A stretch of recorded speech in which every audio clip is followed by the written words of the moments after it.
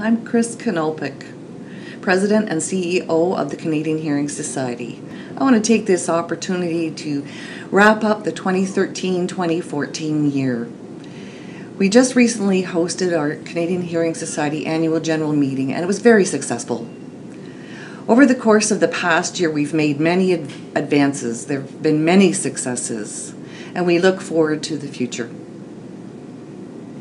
Some of the changes that have been happening have been quite successful, and I'd like to update you on a few. For example, the Centralized Ontario Interpreter Services Scheduling Centre is up and running and moving forward in a great way. We've received approval for ISO certification for the Canadian Hearing Society in Peel and Waterloo regions, so that's quite the success. Additionally, we have our user-friendly website. It includes information in American Sign Language and other information about our offices and events and services. Plus, there's a noted improvement in our Facebook site and Twitter. So that improves communication overall. As I've said, there have been many advances, and that includes advocacy. For example, we're looking at the quality standards of professional interpreters. After seeing what happened in South Africa with the interpreter error during the president's speech and Nelson Mandela's funeral, we decided that that's not something that we want to see happen here. So we wanted to make sure our quality standards are elevated. We celebrate also the fact that our recommendation for visual fire alarms has moved forward.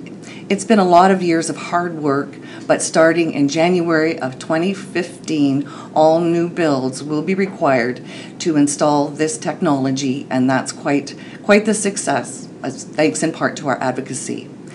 We regularly meet with government officials and politicians in order that we can get them to better understand CHS and what our purpose is, as well as the community that we serve, whether it be deaf, hard of hearing, deafened, or oral deaf people, so that they better understand and we can take a hard look at resources and supports that we need in place to improve service to those communities.